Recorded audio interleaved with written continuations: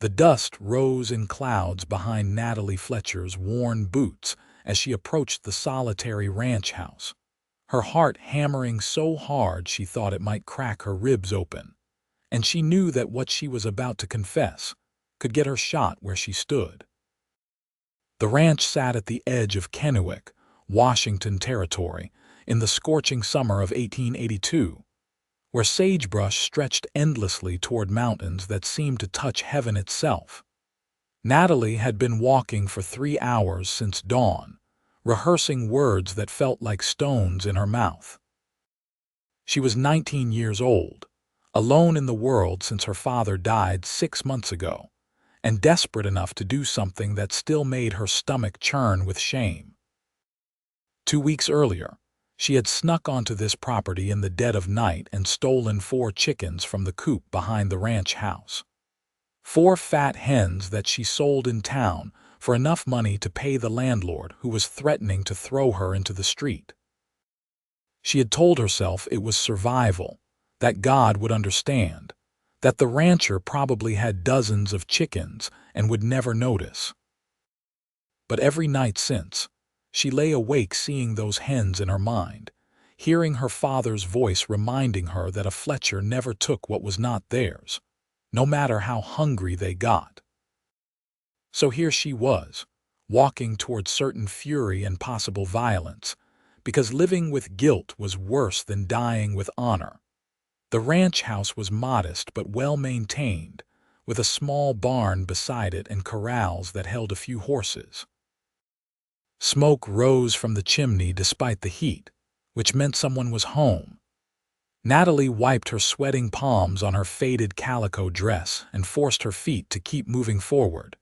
She was 20 yards from the porch when the front door opened, and a man stepped out with a rifle cradled in his arms. Natalie froze, her breath catching in her throat. The man was tall and lean, probably in his mid-20s, with dark hair that needed cutting and eyes that were such a pale blue they looked almost silver in the harsh morning light. His face was weathered by sun and wind, with a strong jaw shadowed by a few days of stubble. He wore dusty trousers, a plain shirt with the sleeves rolled up showing tanned forearms, and a leather vest that had seen better years. He did not point the rifle at her, but his stance was wary, watchful. "That is close enough," he called out, his voice deep and rough like gravel underfoot. "State your business." Natalie raised her hands slowly to show they were empty. "My name is Natalie Fletcher. I came to speak with the owner of this property." "You are speaking to him, Peter Erikson." His pale eyes swept over her, taking in her threadbare dress, her dust-covered boots, the way her dark blonde hair was coming loose from its braid. "You are the daughter of William Fletcher." It was not a question. Natalie nodded, surprised he knew her father's name. "You knew him." "Met him a few times in town. He seemed like a decent man. Heard he passed. My condolences." Peter's expression did not soften, but something in his tone did, just slightly. "What brings you out here alone? Kennewick is a fair walk." This was it. Natalie drew in a shaking breath and forced the words out before courage could desert her entirely. "I came to confess something, Mr. Erikson. 2 weeks ago, I trespassed on your land in the night. I stole 4 chickens from your coop. I sold them in town for money I needed desperately. I am not asking you to understand or forgive me. I just needed to tell you the truth and ask what I can do to make it right." The silence that followed was so complete that Natalie could hear a hawk crying somewhere in the distance. Peter Erikson stared at her, his face utterly unreadable. She braced herself for his rage, for him to call her a thief and march her into town for the sheriff to deal with. Instead, he did something she never expected. He started to laugh. Not a cruel laugh, but one of genuine surprise mixed with something that sounded almost like relief. He lowered the rifle, shaking his head as the laughter faded into a smile that transformed his severe face into something unexpectedly warm. "You walked 3 hours in this heat to confess to stealing chickens." He set the rifle against the porch railing and descended the steps, stopping a respectful distance from her. "Miss Fletcher, in the past year, I have had cattle rustled, horses stolen, and someone took a whole fence worth of timber from my north pasture. And you are standing here ready to face judgment over 4 hens." Natalie felt her cheeks burning. "Stealing is stealing, Mr. Erikson. It does not matter if it was 4 chickens or 400 cattle. I took what was not mine." Peter studied her with those unusual pale eyes, and Natalie had the uncomfortable sensation of being seen right through to her bones. "Why did you do it? You said you needed money desperately." She could have lied, could have made up something that sounded better than the truth, but she had come here for honesty. "My father left debts when he died. The landlord was going to evict me. I have been taking in laundry and mending, but it is not enough. I was terrified of being homeless, and I did something I am deeply ashamed of." "Are you still in danger of being evicted?" "No. The money from the chickens bought me another month. I have been working extra hours, and I think I can manage now." Natalie lifted her chin, meeting his gaze directly. "I will pay you back for the chickens, Mr. Erikson. It might take time, but I will pay every cent I owe you." Peter was quiet for a long moment, his expression thoughtful. Then he said something that stopped her heart. "Trespass here always." Natalie blinked, certain she had misheard. "I beg your pardon, you heard me." Peter gestured toward the ranch house. "I live alone out here. The place is falling apart faster than I can fix it because I spend all day working the land. I need help with cooking, cleaning, mending, all the things I am terrible at managing. You need steady work and a safe place to live. Seems like we could help each other. You are offering me a job after I stole from you. I am offering you a job because you walked 3 hours to confess and make it right. That tells me more about your character than the theft does." He tilted his head, studying her. "Most people would have kept quiet and counted themselves lucky I did not notice. You chose honesty when it could have cost you dearly. That is the kind of person I want on my property." Natalie felt dizzy with surprise and relief, and something else she could not quite name. "I do not know what to say." "Say yes, move your things out here and we will work out the details." Peter's tone was matter-of-fact, but his eyes were kind. "The work is honest, the pay is fair, and you will have your own room with a door that locks. I am not the easiest man to be around, but I keep my word and I would never harm you or let anyone else do so." It was the most generous offer Natalie had received since her father died, from a man who had every right to have her arrested instead. She felt tears burning in her eyes and blinked them back fiercely. "Why would you do this for me?" Peter looked away toward the mountains, his jaw tightening. "I know what it is like to be alone and desperate. I know what it is like to feel the world does not care if you live or die. Someone helped me once when they did not have to. I guess I am passing that forward." There was a story behind those words. Natalie could tell, layers of pain that he was not ready to share. She respected that. Everyone had their ghosts. "Yes," she said quietly. "I accept. And thank you, Mr. Erikson. You will not regret this. Call me Peter." "Mr. Erikson makes me feel ancient." He finally looked back at her, and that small smile returned. "Come on inside. You look like you could use water and something to eat before you walk back to town. We can discuss when you can start and what the arrangements will be." The inside of the ranch house was exactly what Natalie expected from a man living alone. A mixture of relative order in some areas and complete chaos in others. The main room served as both kitchen and living space, with a stone fireplace, a rough-hewn table with 2 chairs, and shelves lined with supplies. Dishes were piled in a basin waiting to be washed. Clothes were draped over a chair, presumably drying. But the floor was swept, and everything had a general sense of someone doing their best with limited time and energy. Peter poured her water from a pitcher and set out bread and cold beef, waving her toward the table. "Sit. Eat. You look half-starved." Natalie wanted to protest, but her stomach betrayed her with a loud growl. She had not eaten since yesterday afternoon. She sat and accepted the food with quiet thanks, trying not to eat too quickly, even though she was ravenous. Peter leaned against the counter, arms crossed, watching her in a way that was assessing but not unkind. "How old are you, Miss Fletcher?" 19. 20 in October. She swallowed a bite of bread.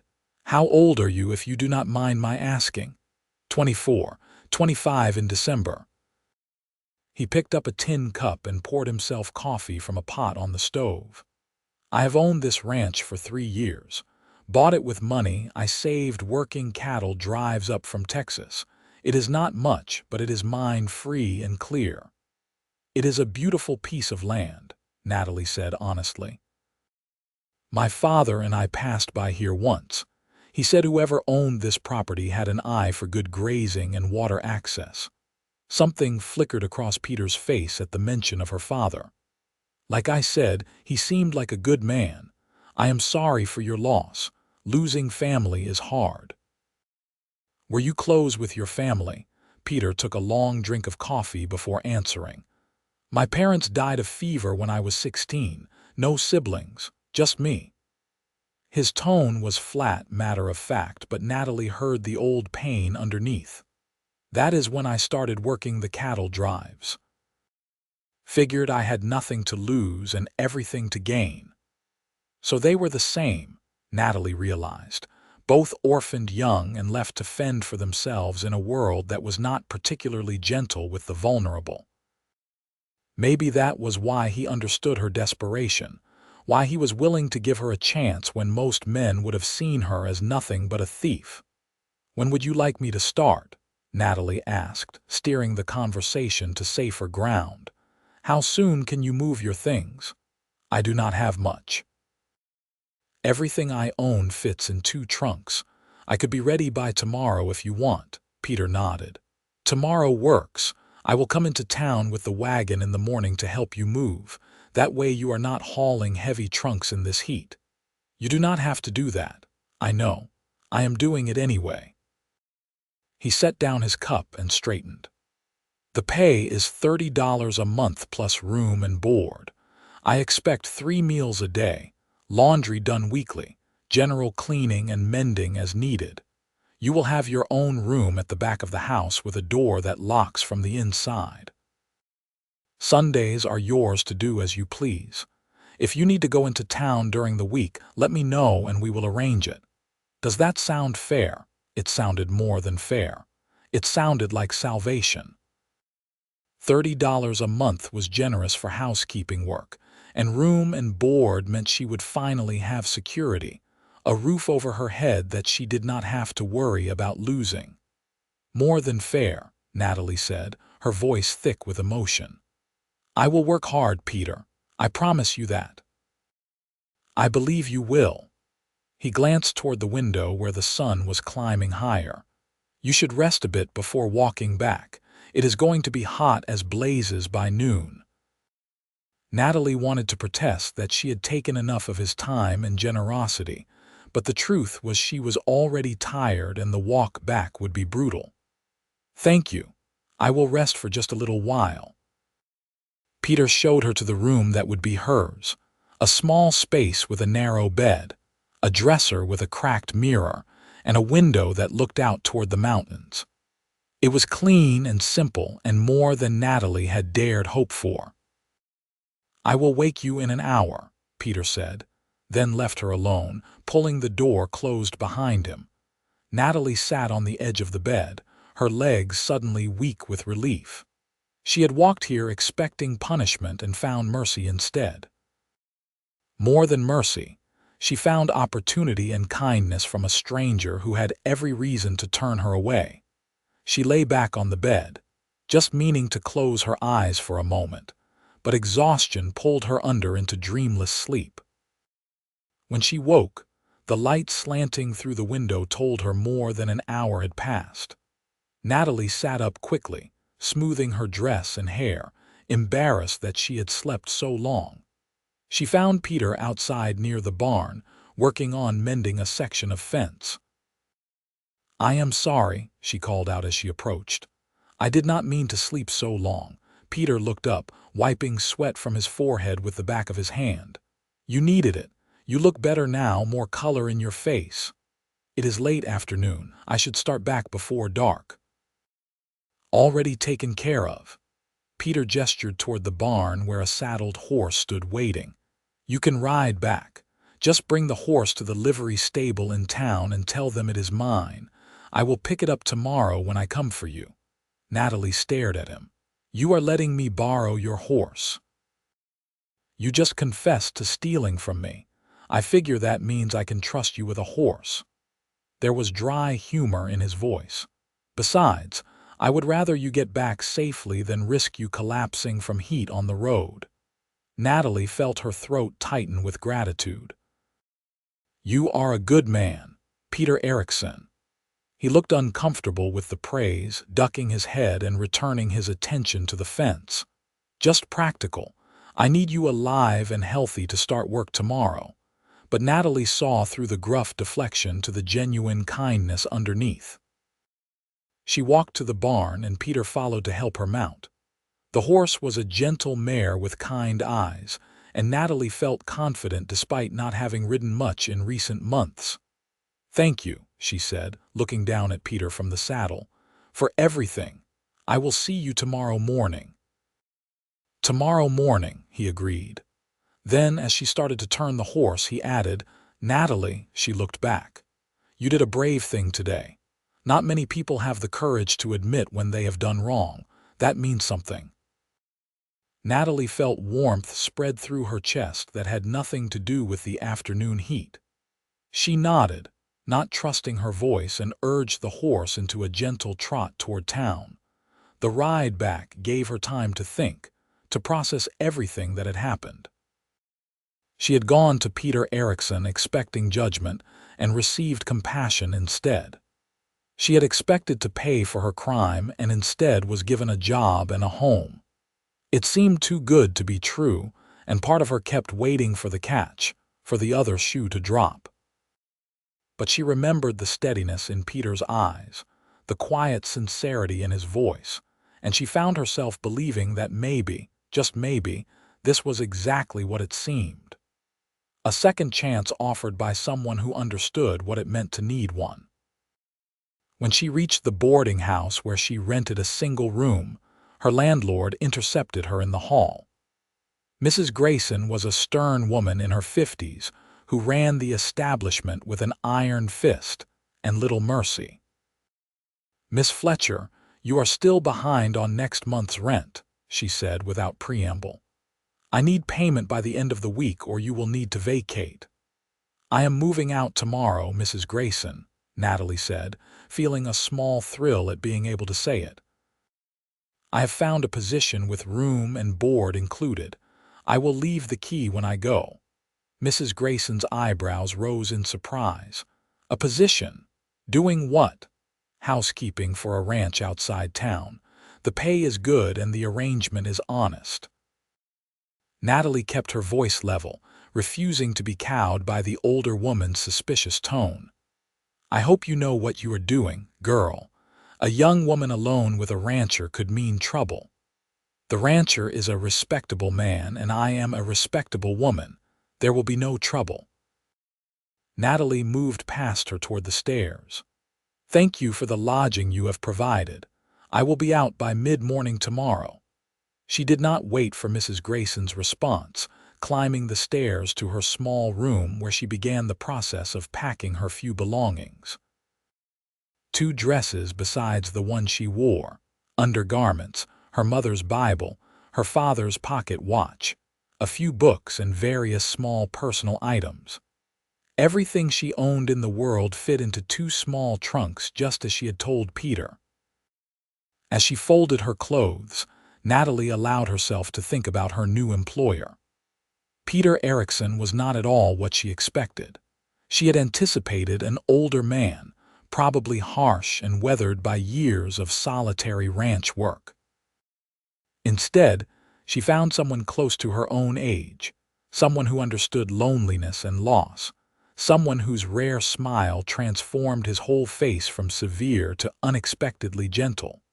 She firmly pushed away the small flutter in her stomach when she thought about that smile. This was a job, nothing more. Peter had offered her employment out of kindness, not because he had any romantic interest. She was an employee, and she needed to remember that. The last thing she wanted was to complicate a good situation by developing feelings that were not returned. But as she lay in bed that night, listening to the sounds of the boarding house settling around her, Natalie could not quite shake the memory of Peter's pale blue eyes watching her with something that looked almost like understanding. The next morning arrived with the promise of another scorching day. Natalie dressed in her better dress, braided her hair neatly, and had her trunks ready by the door when she heard the wagon rumbling up outside. She looked out the window to see Peter climbing down from the driver's seat, his hat pulled low against the already rising sun. She met him at the door of the boarding house, and he nodded in greeting. "Morning. You are all ready. Everything is packed." Peter climbed the stairs and lifted both trunks as though they weighed nothing, carrying them down to load into the wagon. Natalie followed with a smaller bag of immediate necessities. Mrs. Grayson watched the whole process from her doorway with pursed lips but said nothing. Once everything was loaded, Peter helped Natalie up onto the wagon seat, then climbed up beside her. He clicked to the horses and they started forward, leaving Kennewick behind as they headed toward the open country where his ranch waited. "Sleep well?" Peter asked after a few minutes of silence. "Well enough. You, same as always," which told Natalie nothing, but she sensed he was not a man who spoke much about himself. "The room is ready for you. I cleaned it up some yesterday after you left. You did not have to do that." "Well, it seemed wrong to hire you for housekeeping and then expect you to clean your own room on the first day." There was a hint of dry humor in his voice. "Besides, I needed to make sure there was nothing in there that would make you turn around and run back to town." Natalie smiled. "I doubt you could have anything that bad. You have not seen the state of the kitchen properly yet. Give it time." They talked in comfortable fits and starts during the ride, nothing deep or personal, just small exchanges about the weather, the land, the town gossip that Natalie had overheard. Peter was not a chatty man, but his silences did not feel uncomfortable. They felt restful, like being alone but not lonely. When they reached the ranch, Peter helped her down and carried her trunks inside to her room. "Take your time settling in. I have work to do in the barn. Come find me when you are ready, and I will show you around properly."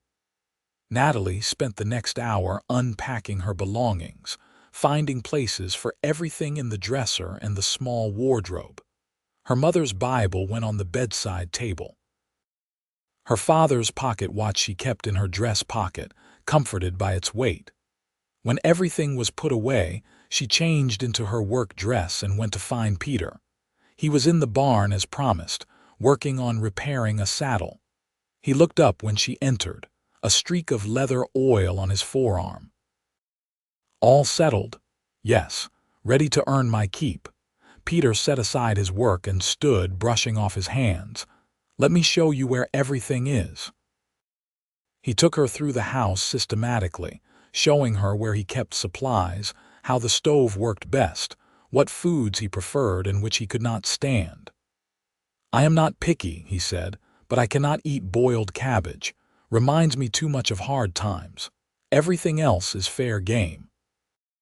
He showed her the root cellar where vegetables and preserved goods were stored, the chicken coop where new hens clucked and pecked at the ground. Natalie counted 6 birds and felt a pang of guilt remembering the 4 she had stolen. "I bought extra after the theft," Peter said, following her gaze. Figured whoever took them probably needed them more than I did. Natalie looked at him. You knew they were stolen and you did not report it. What was there to report? I did not see who did it, and it was not worth making a fuss over. Life is hard enough without me making it harder for some desperate soul. He moved on toward the vegetable garden, which was struggling in the heat. This needs more attention than I have time to give it. If you know anything about gardening, I would be grateful for the help. My mother taught me. I can work on it. They continued the tour, Peter showing her the property boundaries, where the well was, where he kept his tools. His explanations were clear and patient, never condescending, treating her like a partner rather than a servant. Natalie appreciated that more than she could say. By afternoon, she was cooking her first meal in the ranch house kitchen. Nothing fancy, just beef stew with vegetables and fresh bread, but she put care into it. When she called Peter in to eat, he washed up at the basin and sat down at the table with the air of a man who was not used to being served home-cooked meals. He took his first bite, chewed thoughtfully, and then said, "This is the best thing I have eaten in months, maybe years." Natalie felt absurdly pleased by the compliment. It is just stew. It is stew made with care instead of tossed together while I am half dead from exhaustion. There is a difference. Peter took another bite, something almost like contentment crossing his face. You can really cook. That is good.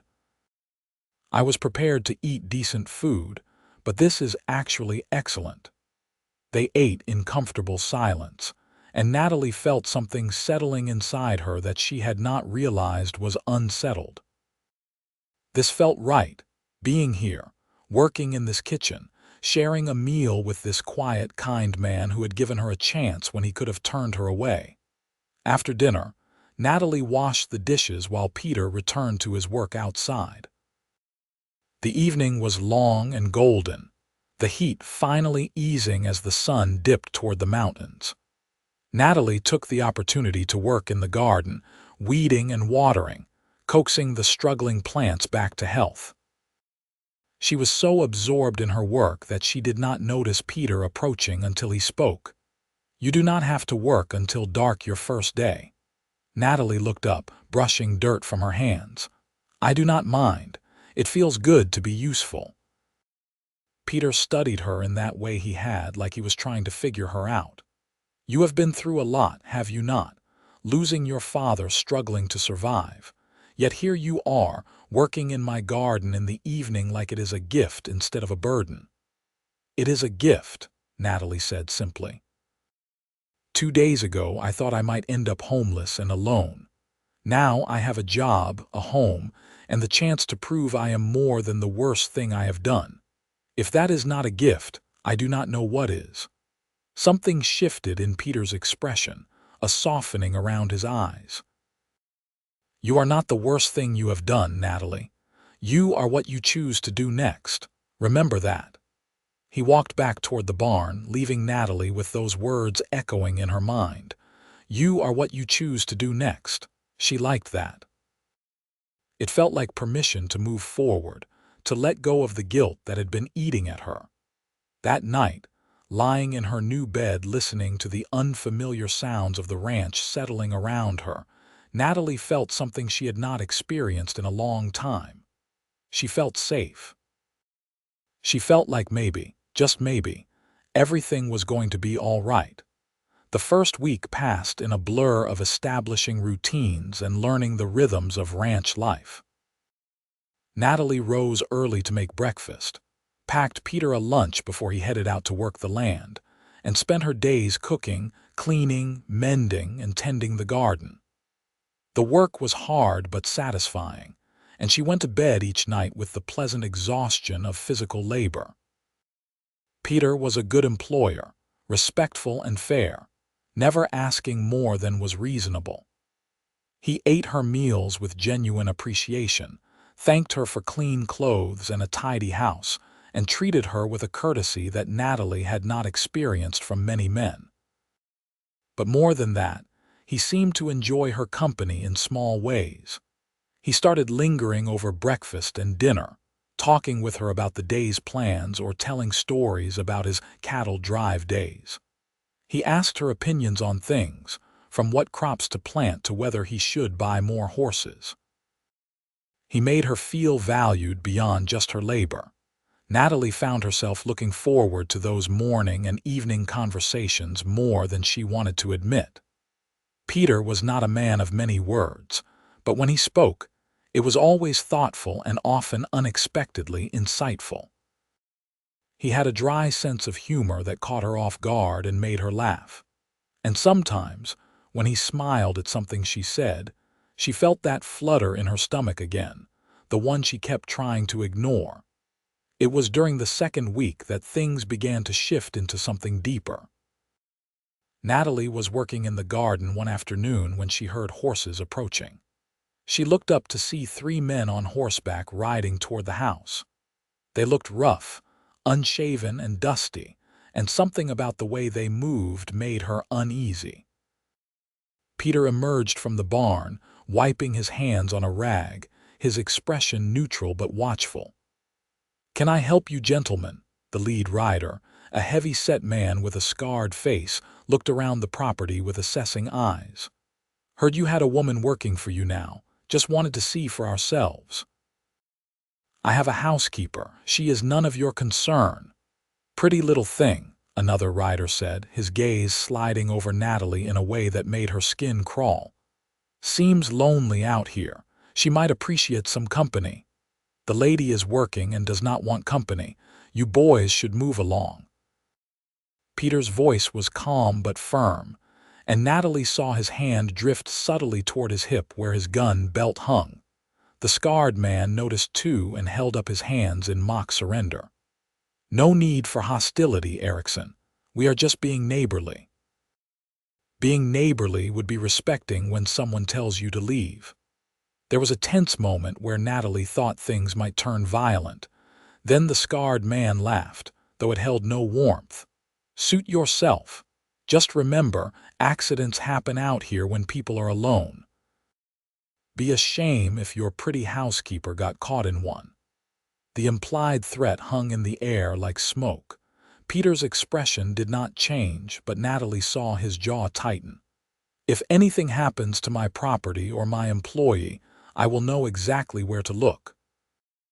Now get off my land before I decide you are trespassing with intent to cause trouble." The 3 men exchanged looks, then the leader shrugged and turned his horse. "We will be seeing you, Erikson." They rode off slowly, deliberately, making it clear they were leaving on their own terms. Peter watched them until they were out of sight, his hand still resting near his gun. Then he turned to Natalie and she saw concern in his eyes. "You all right?" "I am fine, just startled." Natalie tried to keep her voice steady. "Who were they?" "Drifters who have been causing trouble around the territory. They have been run out of a couple towns but keep hanging around. The leader is called Frank Carson. He is bad news." Peter walked closer, his expression serious. "I do not think they will come back, but I want you to be careful. Do not go far from the house when I am working the far pastures, and if you see them again, fire 3 shots in the air. I will hear it and come running. You think they are dangerous. I think they are the kind of men who take what they want and do not care who gets hurt. That makes them dangerous." Peter met her eyes directly. "I will not let anything happen to you, Natalie. You have my word on that." The intensity in his voice made Natalie's breath catch. This was not just an employer protecting an employee. This was something more personal, more fierce. "I trust you, Peter." Something flickered across his face, an emotion too quick to name, and then he nodded. "Good. Now let us get back to work and not let those fools ruin our day." But the encounter left Natalie shaken in ways she had not expected. Not just because of the implied threat, but because of how Peter had stepped between her and danger without hesitation. Because of how he looked at her afterward like he would fight the world to keep her safe. That night at dinner, Peter was quieter than usual, his expression troubled. Finally, Natalie could not stand the silence any longer. "What are you thinking about?" she asked gently. Peter looked up from his plate. "I am thinking that maybe it was irresponsible to bring you out here. This is isolated country. If those men decided to cause real trouble, it would take time for help to arrive. Peter, I am safer here than I was in town. At least here I have you watching out for me. In town, I was alone and vulnerable to anyone who decided I was easy prey because I had no family to protect me." Natalie reached across the table, almost but not quite touching his hand. "Do not regret giving me this chance, please." He looked at her hand so close to his and something raw crossed his face. "I do not regret it. I just do not want you to get hurt because of me. Because of you. Peter, you have done nothing but help me. If anyone tries to hurt me, it will be because of their own evil, not because of anything you have done." Peter turned his hand over, palm up, an invitation. Natalie's heart hammered as she closed the small distance and let her hand rest in his.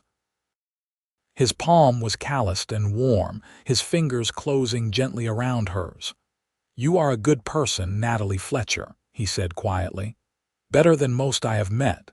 You deserve safety and peace." "So do you," she replied just as softly.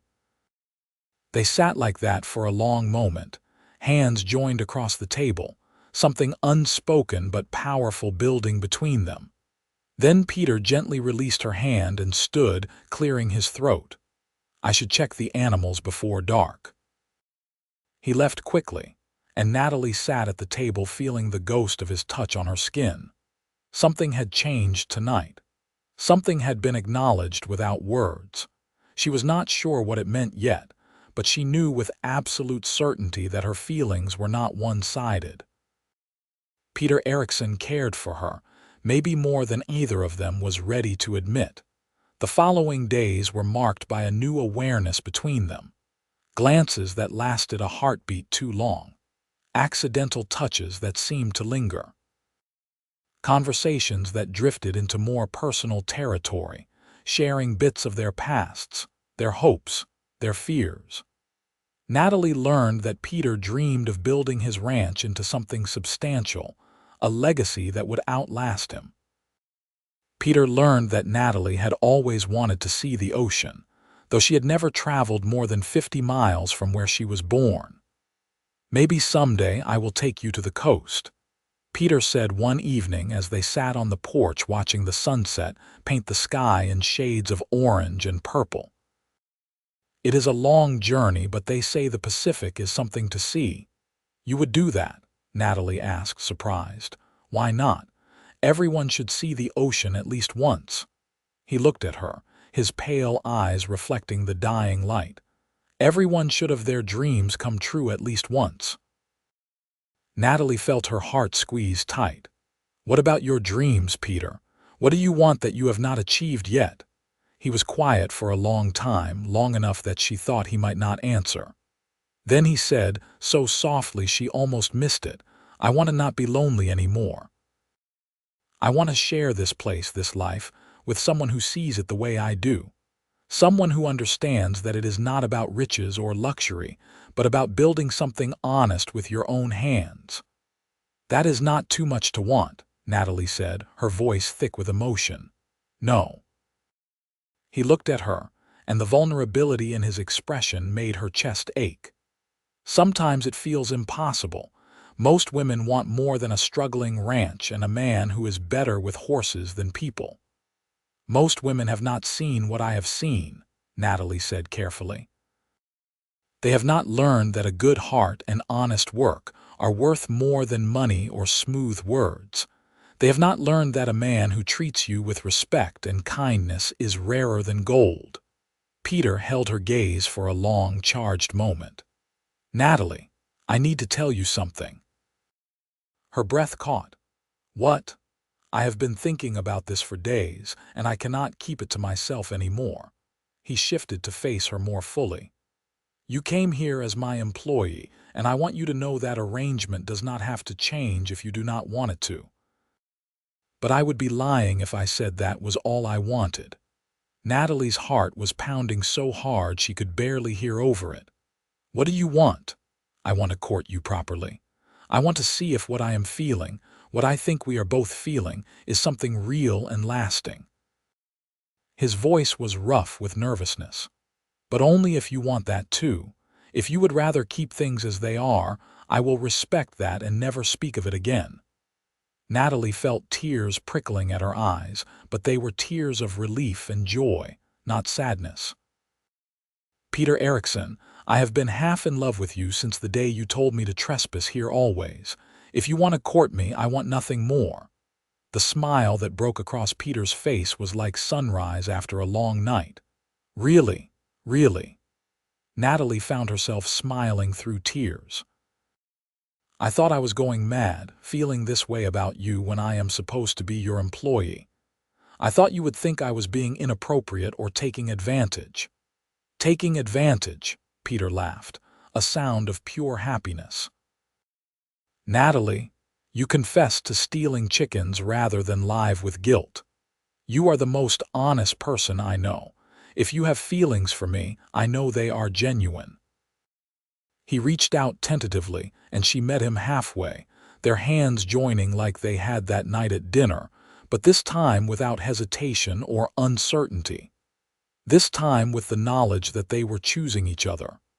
"So, what happens now?"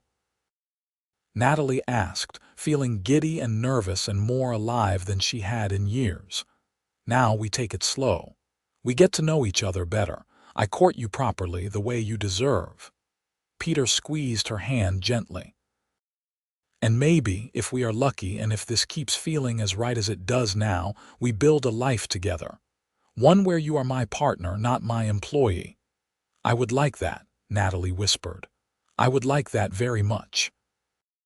They sat together on the porch until the stars came out, hands joined, talking about everything and nothing. Two lonely souls who had found each other in the vast wilderness of the Washington Territory. The courtship was sweet and old-fashioned, Peter taking pains to treat Natalie with respect and proper decorum even though they lived under the same roof. He brought her wildflowers from the meadow. He taught her to ride better so they could explore the property together. He sat with her in the evenings reading aloud from books while she mended clothes, their feet almost but not quite touching under the table. On Sundays, they would ride into Kennewick together for church services, and the town gossips had plenty to say about the lonely rancher and his pretty housekeeper. But Peter made it clear to anyone who asked that his intentions were honorable, that Natalie was a respectable woman and he was courting her properly. Natalie had never been happier. The work was still hard, but it did not feel like drudgery anymore. It felt like building a home, creating a life. Every meal she cooked was for someone who appreciated it. Every shirt she mended was for someone who thanked her. Every evening they spent together was another brick in the foundation of something solid and real. 1 month into their courtship, Peter took her on a picnic to a high meadow overlooking the valley. They spread a blanket under a stand of pine trees and ate the lunch Natalie had packed, talking and laughing in the dappled sunlight. After they had eaten, Peter lay back on the blanket, hands behind his head, looking up at the sky through the branches. "I have been thinking about something." "What?" Natalie asked, lying down beside him, close enough that their shoulders touched. "About how lucky I am. How easily things could have gone differently." He turned his head to look at her. "What if you had not come to confess? What if I had been angry instead of impressed? What if you had said no when I offered you the job?" "But I did come. You were not angry and I said yes," Natalie pointed out. "We cannot spend our lives wondering about what might have been. We can only be grateful for what is." "I am grateful." Peter rolled onto his side, propping himself up on his elbow to look down at her. "I am grateful every single day for your courage and your honesty. I am grateful that you gave me a chance despite everything. I am grateful that you see something in me worth loving." Natalie reached up and touched his face gently, feeling the roughness of his stubble under her palm. "How could I not? You are the best man I have ever known, Peter.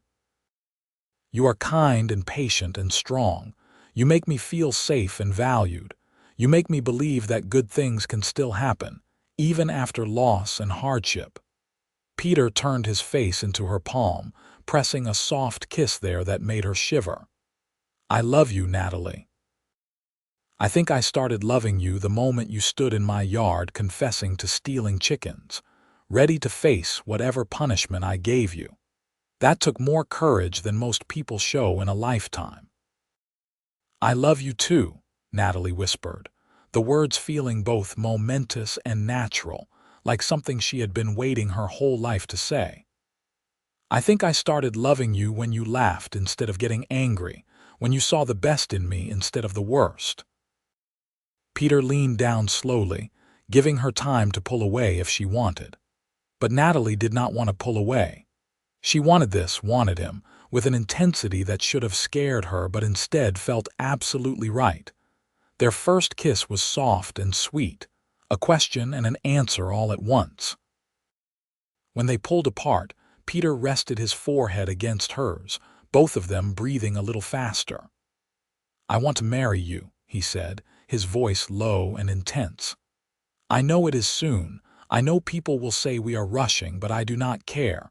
I have never been more certain of anything in my life.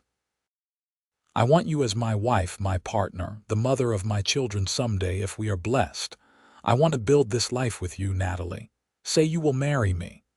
Natalie felt tears streaming down her face, but she was smiling so hard her cheeks hurt. "Yes, yes, Peter, I will marry you. Nothing would make me happier." He kissed her again, deeper this time, with all the pent-up longing of two people who had found each other against all odds. When they finally pulled apart, both breathless and laughing, the sun was starting its descent toward evening.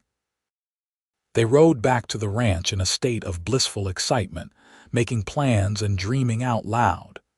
They would marry in the small church in Kennewick.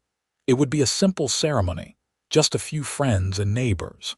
Natalie would wear her mother's wedding dress that she had carefully preserved. Peter would buy a new suit. They would have a small celebration at the ranch afterward. "When?" Natalie asked as they dismounted near the barn. "When should we marry?" "As soon as possible," Peter said, grinning. "I have waited 24 years to find the right person. I do not want to wait any longer than necessary to make you my wife." They settled on a month away, which gave them time to make arrangements and for Peter to send word to the few distant friends he had from his cattle drive days.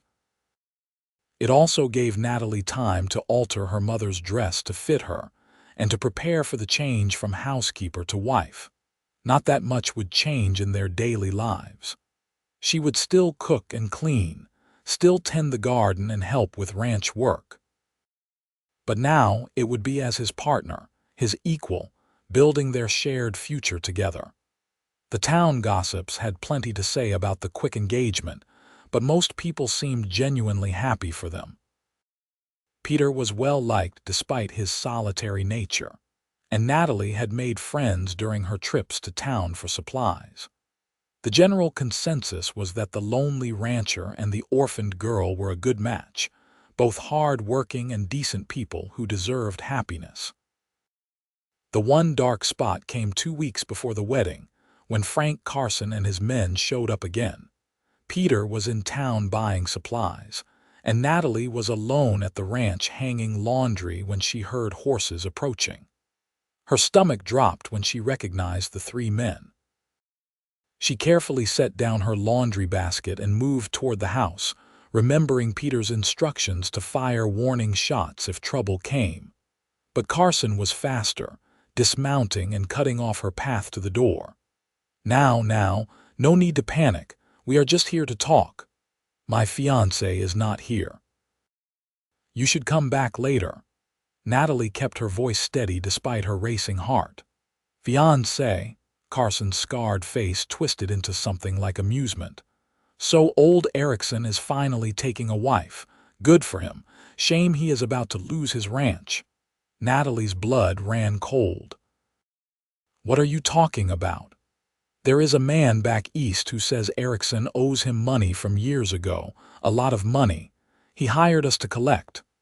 Carson stepped closer, and Natalie forced herself not to back away. We have legal papers and everything. If Erikson cannot pay, we have the right to seize property in compensation. That is a lie. Peter does not owe anyone anything. He bought this ranch with money he earned honestly. Maybe he did, maybe he did not. But can he prove it? Can he afford a lawyer to fight the claim? Carson shrugged. Easiest thing would be for him to just walk away. Of course, if his pretty fiancée asked us real nice, maybe we could make the problem disappear. The implication made Natalie's skin crawl. Get off this property. Now.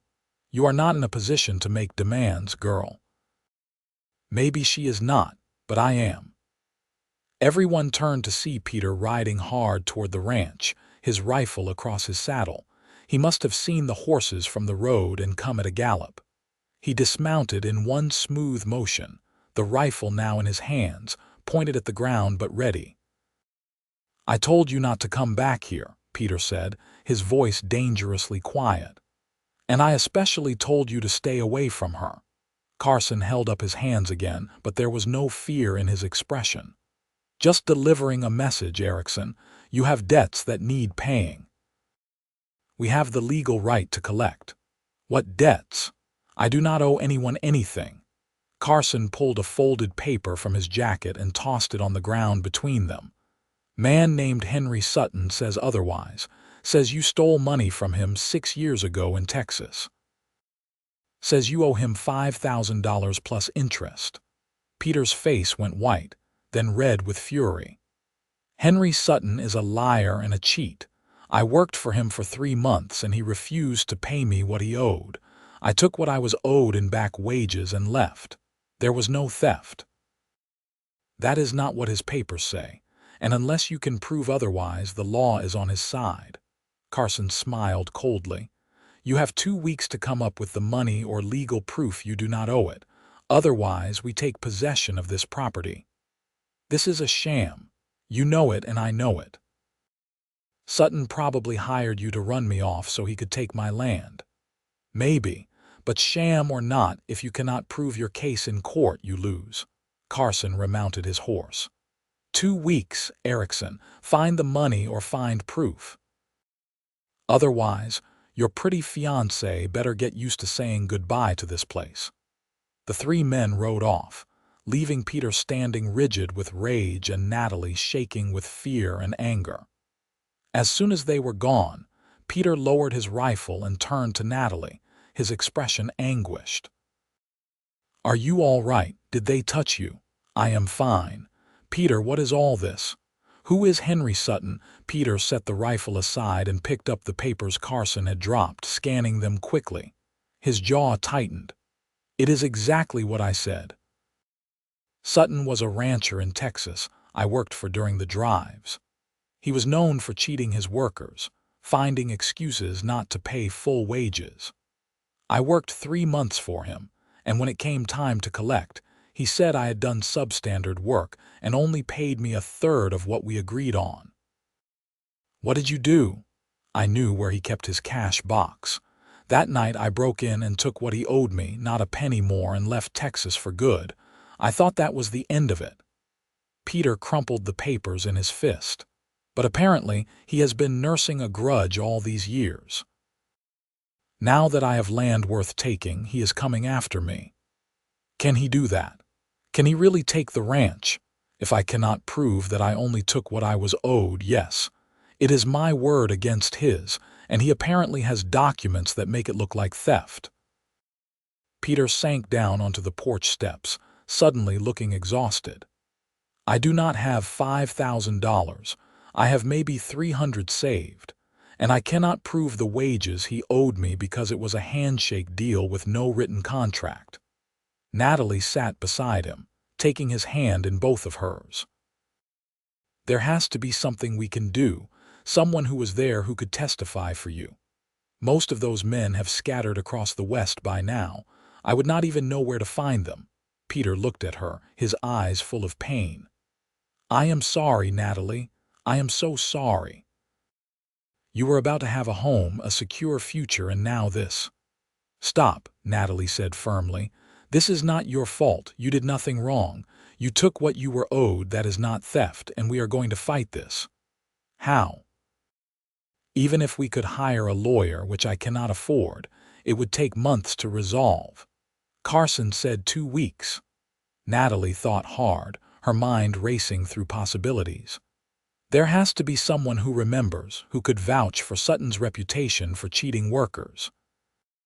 What about the other ranchers in Texas?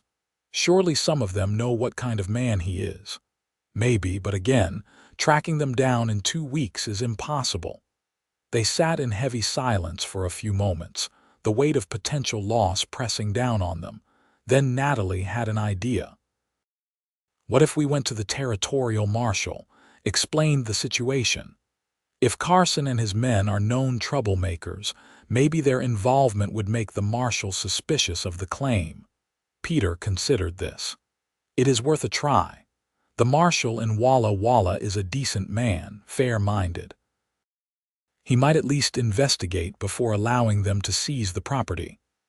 "Then we ride to Walla Walla tomorrow," Natalie said decisively. "We present our case and hope the law is actually on our side." Peter pulled her close, wrapping an arm around her shoulders. "You are the bravest woman I have ever met. Most people would be running away from this mess, not standing beside me to fight it." "I told you I loved you, Peter Erikson. That means in good times and hard times, when things are easy and when they are impossibly difficult. We face this together." He kissed the top of her head, and Natalie felt him draw strength from her certainty. They would fight this. They would not let a vindictive man and corrupt hired thugs steal their future. The next morning, they left before dawn for the long ride to Walla Walla.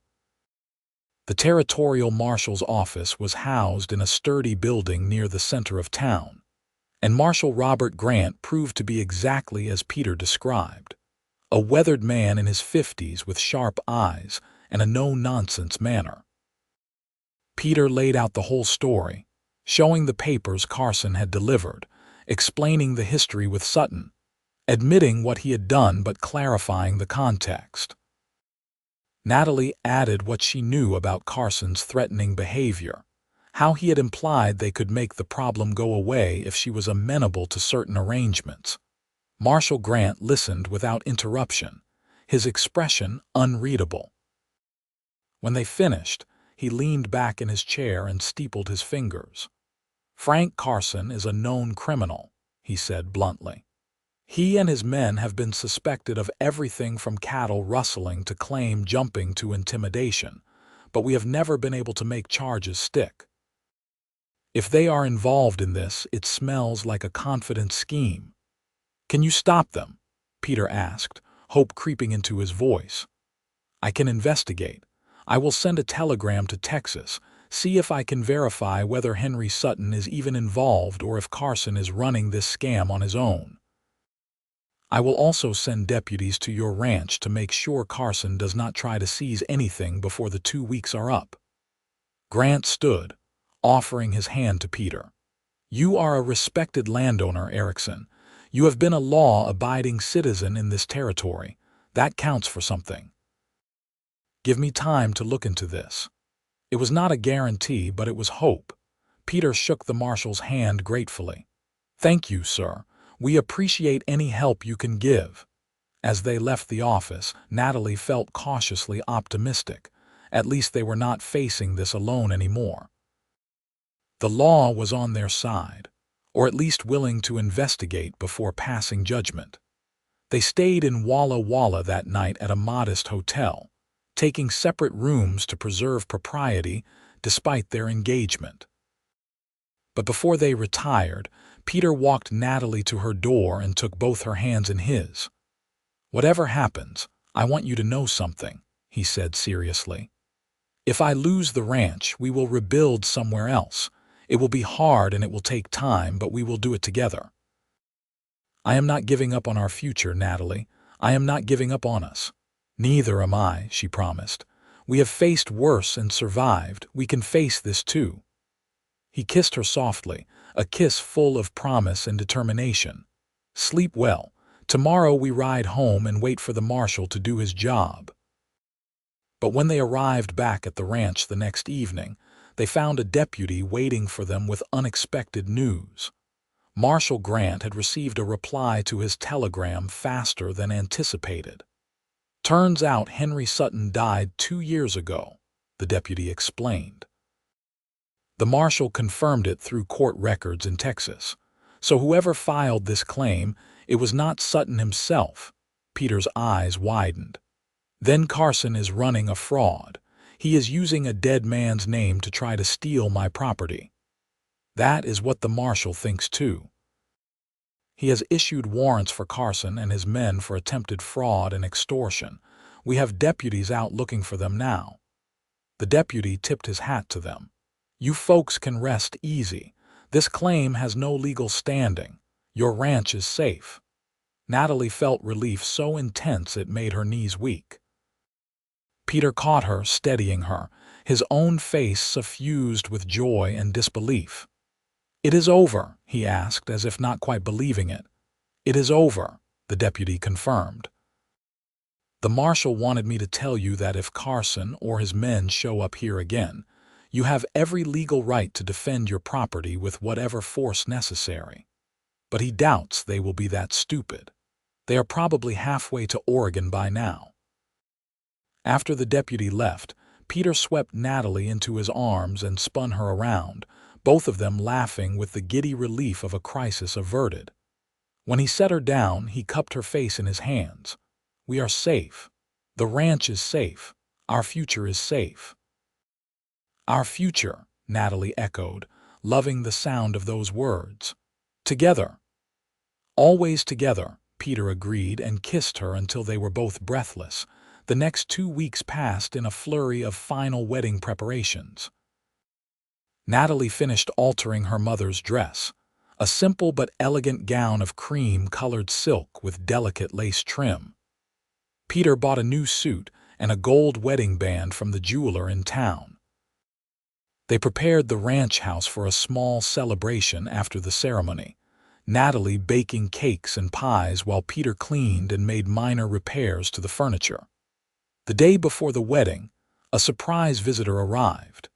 A grizzled older man on a tired horse, asking for Peter by name. Peter came out of the barn to greet him, and Natalie watched as recognition and then joy crossed his face. Bill Henderson, what are you doing here? The older man dismounted with a groan. Got your letter about the wedding. Figured after all those cattle drives we rode together, the least I could do was show up to see you get hitched. They embraced like long-lost brothers, and Peter brought Bill inside for food and coffee. Over dinner, Bill regaled them with stories from the cattle drive days, painting a picture of a younger Peter, hard-working and determined, earning the respect of older cowboys through sheer grit and integrity.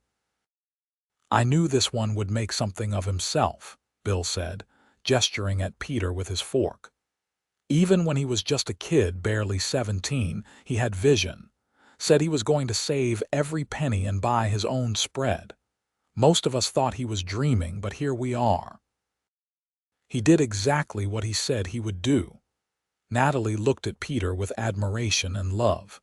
That does not surprise me at all. That night, as tradition demanded, Natalie stayed in town at a friend's house while Peter and Bill remained at the ranch. It felt strange to be away from the place that had become home, but Natalie was too excited about the next day to mind much.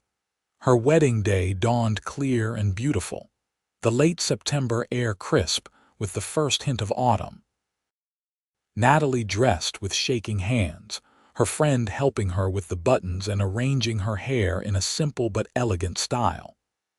When she looked at herself in the mirror wearing her mother's dress, she felt her mother's presence like a blessing. The ceremony was held in the small white church in Kennewick, with about 20 guests filling the pews. When Natalie walked down the aisle and saw Peter waiting for her at the altar, her breath caught. He looked so handsome in his new suit, his pale eyes bright with emotion as he watched her approach. The ceremony itself passed in a blur of meaningful words and solemn vows. When the pastor pronounced them husband and wife and told Peter he could kiss his bride, Peter did so with such tenderness that Natalie felt tears streaming down her face. "I love you, Mrs. Erikson," he whispered against her lips.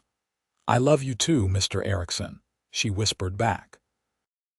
The celebration afterward at the ranch was joyful and rowdy.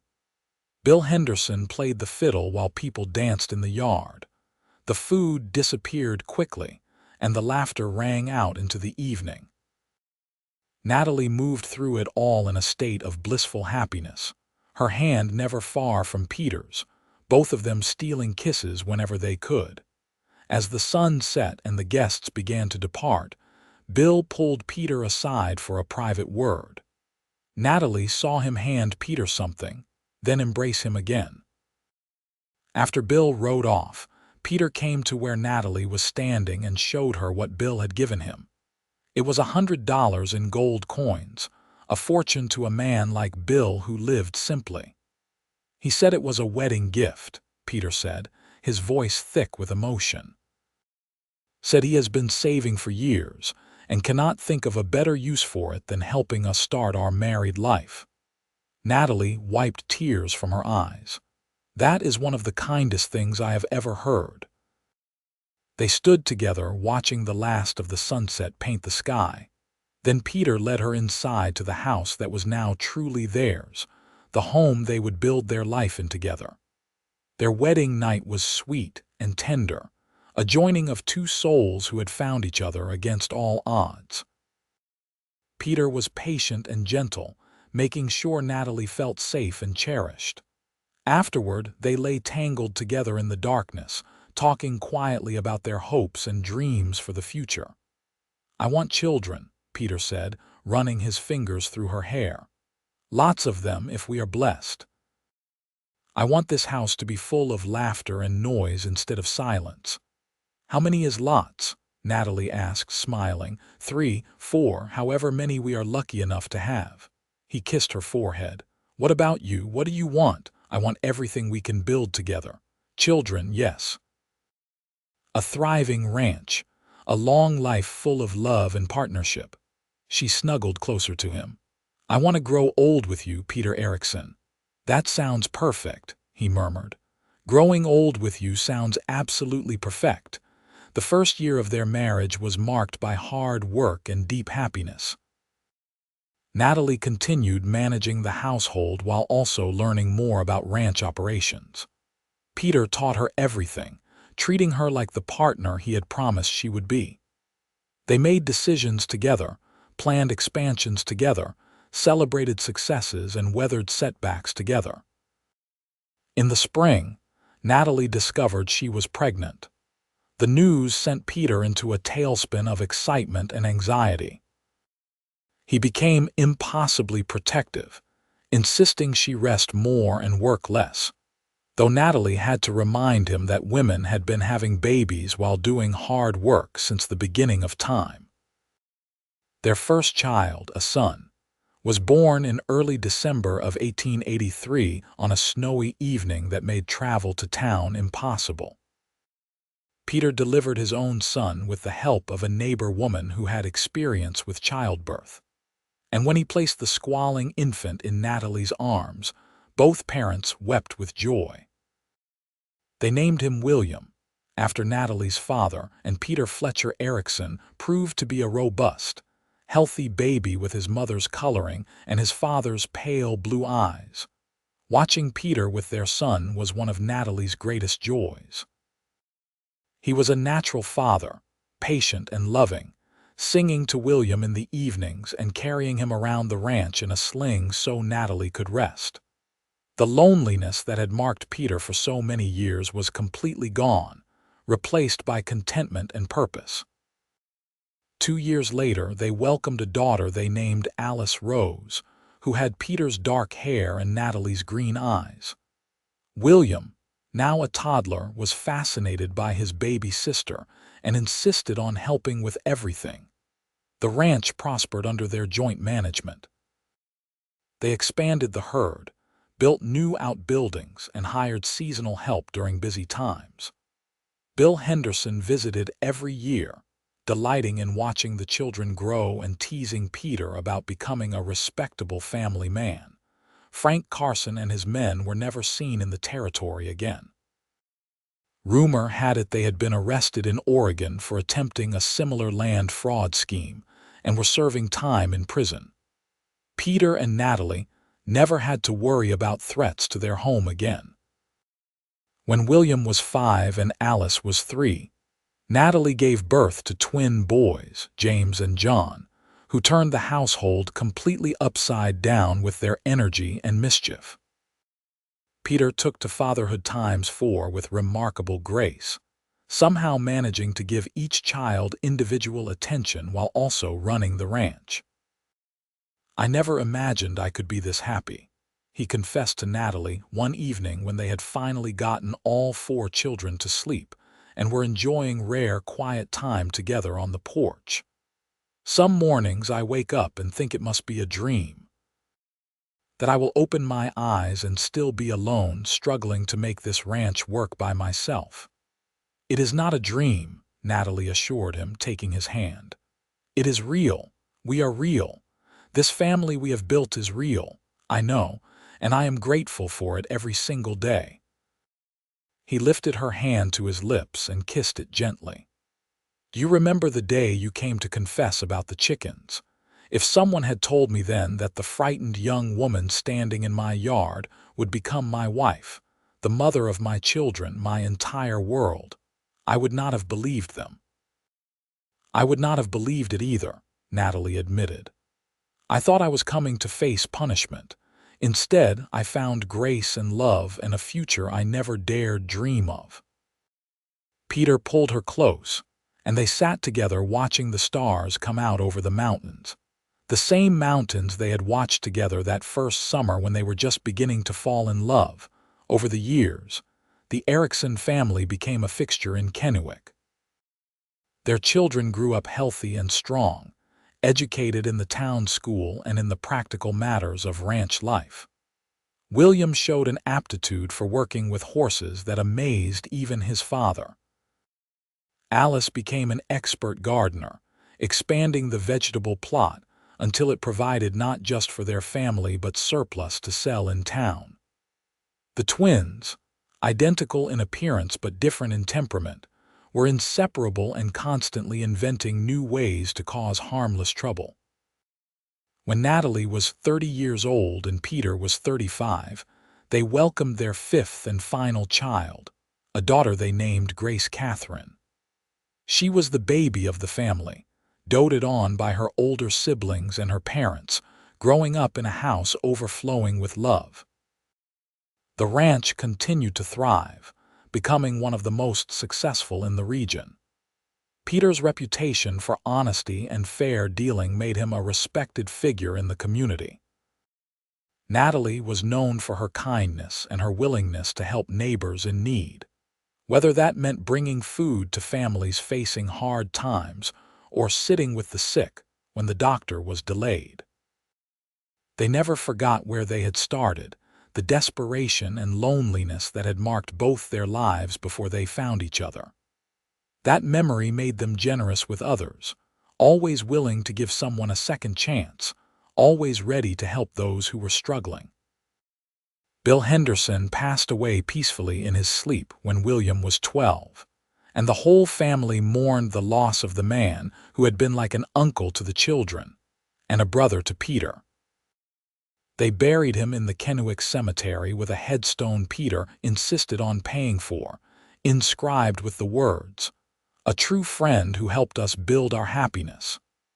The children grew and eventually began lives of their own. William married a rancher's daughter and started his own spread with land Peter deeded to him. Alice married a teacher and moved to Seattle, though she visited often with her own growing family. The twins went into business together, opening a supply store in Kennewick that became quite successful. Grace, the youngest, surprised everyone by becoming a nurse and dedicating herself to serving the community through medicine.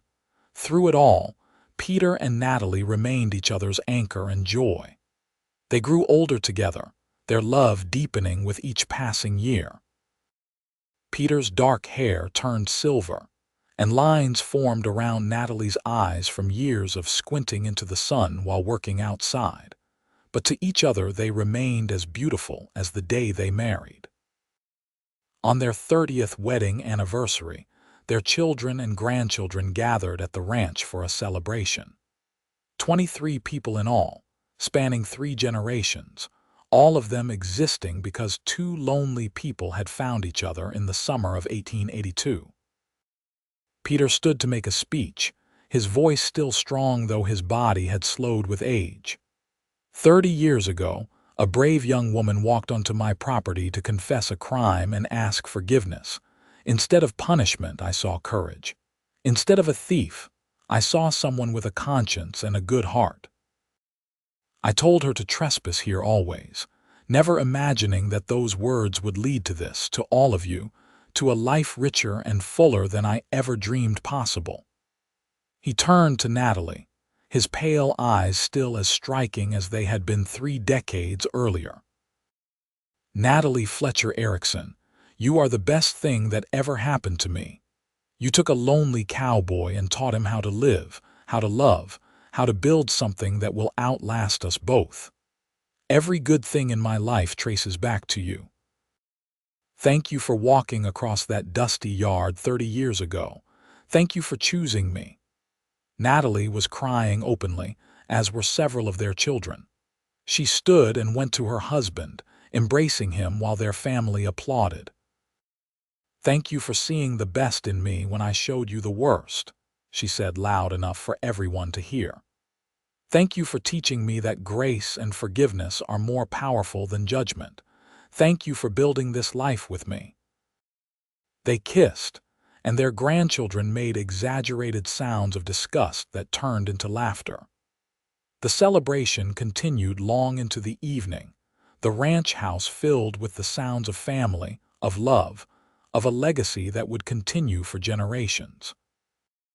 That night, after everyone had gone home or gone to bed in the various rooms of the now expanded ranch house, Peter and Natalie sat once again on their porch, in the rocking chairs that had replaced the old wooden bench years ago. You think we did right by them? Peter asked, gesturing vaguely toward the house where their children had grown up. Do you think they are happy? I think they know they are loved, and they know what it means to work hard and treat people fairly, Natalie said. Beyond that, their happiness is their own to create. But we gave them a foundation. That matters. I suppose it does. Peter reached over and took her hand, their fingers intertwining with the ease of 30 years of practice. I have been thinking about something lately. What is that? You once said you wanted to see the ocean. We never did make that trip. He looked at her seriously. What do you say? Next spring, we take a journey to the coast, just the 2 of us. Our children can manage things here for a few weeks. Natalie felt a flutter of excitement like she was 19 again. Are you serious? Completely serious. You should have your dreams come true, Natalie, all of them. His voice was tender. We have worked hard for 3 decades. We have earned an adventure. Then yes, Natalie said, squeezing his hand. Let us go see the ocean.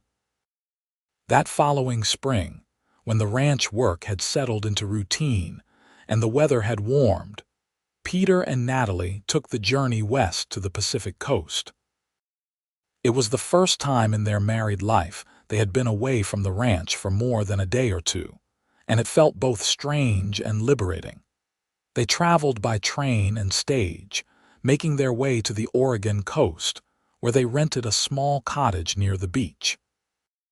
The first time Natalie saw the ocean, she stood speechless on the sand, Watching the waves roll in under an impossibly wide sky, Peter came up behind her and wrapped his arms around her waist. "Was it worth the wait?" "It is more beautiful than I imagined," Natalie whispered. "Thank you for bringing me here." They spent 2 weeks by the ocean, walking on the beach, exploring tide pools, watching the sunset over the water each evening. It was a second honeymoon of sorts, a chance to remember who they were as individuals before they were parents and ranchers and pillars of the community. On their last night, they walked along the beach at sunset, hand in hand, barefoot in the sand.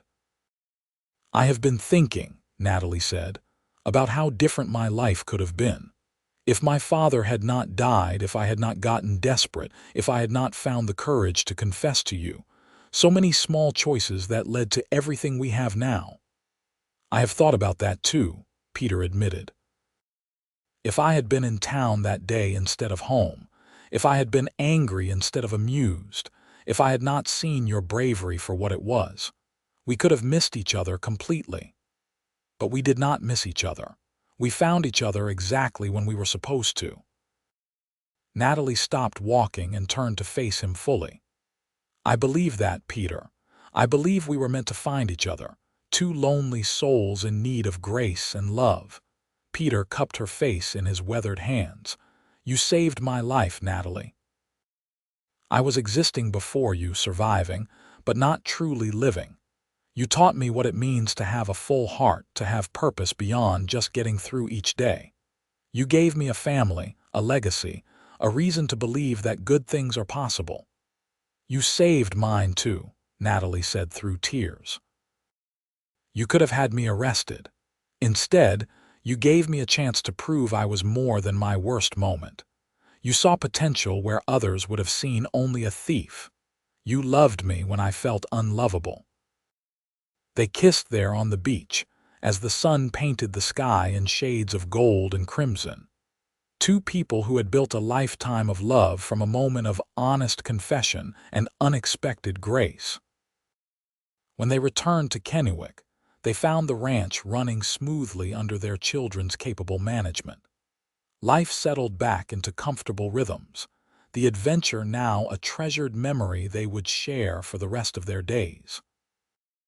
As the years continued to pass, Peter and Natalie gradually handed more responsibility to their children, finally able to slow down and enjoy the fruits of decades of hard work. They spent their days tending a smaller garden, visiting with grandchildren, sitting on their porch watching the world go by. When Peter was 60 and Natalie was 55, he fell ill one winter with pneumonia that refused to fully clear. The doctor came from town, doing what he could, but they all knew recovery was uncertain at his age. For 2 weeks, Natalie rarely left his bedside, tending to him with the same love and dedication she had shown throughout their marriage. One evening, when he seemed a bit stronger, Peter called all their children to his bedside. They gathered in the bedroom that he and Natalie had shared for over 3 decades, their faces worried but trying to be brave. "I need you all to understand something," Peter said, his voice hoarse but determined. "What your mother and I built here, it was not just a ranch. It was a testament to what grace and second chances can create. Your mother came to me asking forgiveness for a small crime, and I gave her more than forgiveness. I gave her a future. She gave me the same in return." He looked at each of his children in turn. "I need you to remember that. When you are faced with someone who has made mistakes, someone who is desperate or lost, remember that grace changes lives. Kindness changes lives. Your mother and I are proof of that." William stepped forward, taking his father's hand. "We will remember, Papa. We will carry that forward." Peter nodded, satisfied, then asked for a moment alone with Natalie. After their children filed out, he patted the bed beside him and Natalie carefully lay down next to her husband, as she had thousands of times before. "I am not afraid," Peter said quietly. I've lived a full life, a blessed life because of you." "Do not talk like that," Natalie said, though her voice shook. "You are going to get better. Maybe, maybe not. But either way, I need you to know that I have no regrets, not one. Every moment with you was a gift." He turned his head to look at her, his pale eyes still sharp despite his illness. "If I had it all to do over, I would not change a single thing." "Neither would I," Natalie whispered. "Not one single thing." They lay together in the quiet, holding each other, drawing comfort from a connection that had sustained them through 3 decades of joys and sorrows, triumphs and challenges.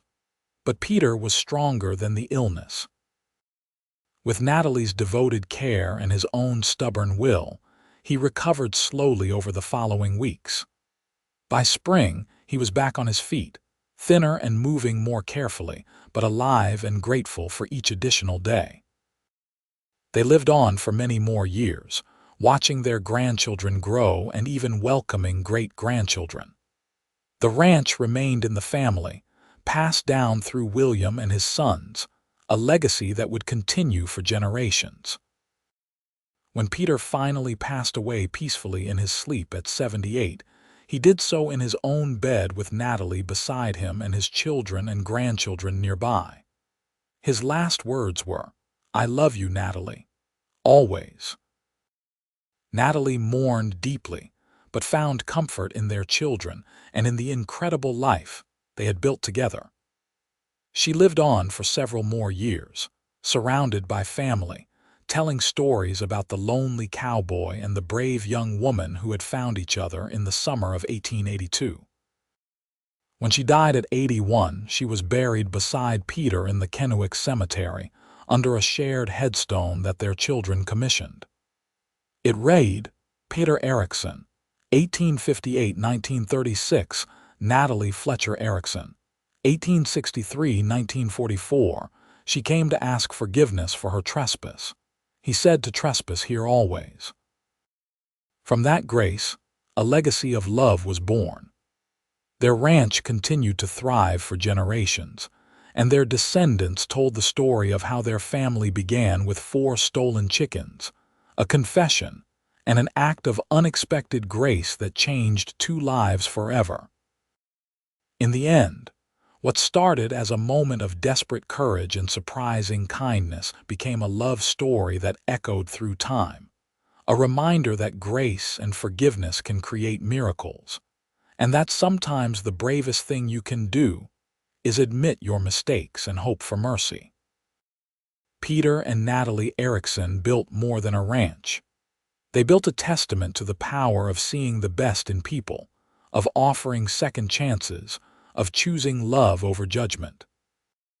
Their story became legend in Kennewick, passed down through generations as an example of what can happen when 2 lonely souls find each other and choose to build something beautiful together. And it all began with 4 chickens, a 3-hour walk, and 6 simple words that changed everything. "Trespass here always."